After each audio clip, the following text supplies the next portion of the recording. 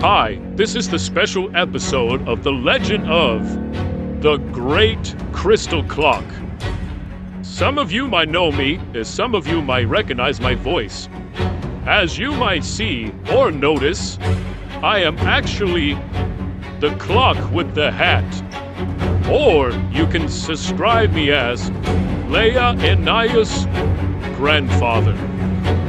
This story of the legend might take a little bit of summing up to do, so excuse me if you don't understand.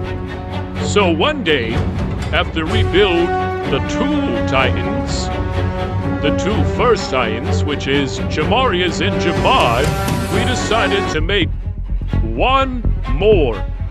So as we were doing it, the DNA of the titan, it was going pretty well until we hit technical difficulties of making that titan, which causes the DNAs to flicker around and around with words telling us we made a mistake.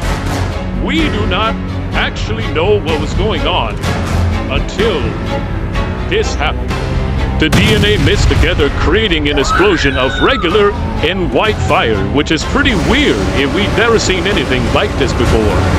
People are screaming, alliances running for their lives, trying to get away from the fire and the impact. Some were injured, and people are screaming and screaming and screaming. Some are dying, some are not making it, and some are hurt. Everyone is screaming, and I'm there. I was there, in the middle. I was just a little kid when this happened, and I was just sitting in the middle, crying, hoping for me to live. Rocks are falling, and I am just sitting there. Some people didn't even see me, and some warned me to get up, but I was just froze and screaming. The explosions, they're terrorizing. Until all the screaming, the terrorizing was over. At least, millions have died, rocks smashed into rubble. And at the center was me, alive, but felt more powerful and stronger than ever. It was kind of weird. And it turns out that the mixtures of the DNA was actually inside the fire, giving us more life and strength and endurance. Everybody had survived. And kinda, I was wrong about the dying people. I thought they were lucky. It's just the way they were falling to the ground and blood was everywhere. It was so horrifying. But suddenly we see a glowing object in the middle. And it turns out to be the crystal clock. She was made, but not how we expected it did.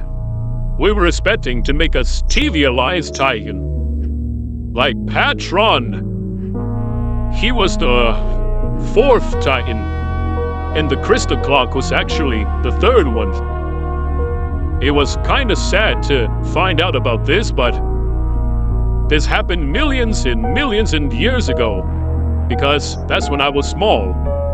But since the centuries passed, we still remember that glowing light was our savior and our goddess, and she was protecting us until one of the toilets took her down. It was actually the G-Man toilet, the one with lasers, the one that's all powerful. It was kind of sad to see her go down, but until this day, we found out she's still alive, and she told us she faked her death, just to get all the reaction, all the attention, to focus on ourselves, to focus on how we don't need a savior or a goddess. It was pretty clever, but still stupid. Who knew the DNA of making a great savior would cause a big explosion in a big accident? But everyone survived. At least, my mom and dad, they left the building as soon as it happened, and I never saw them again. And I think they're dead about now, because I am old. Yeah, it is pretty funny. Well, I'm cutting the captions because this is the end of the story. This is actually was the origin of the great crystal clock, our savior and goddess that's still alive today and still is out there saving us. One day, just one day, she might just disinfect Jamarius and help him. He might be on our side again, but now he's just controlled. We don't know what to do, but our only hope is her.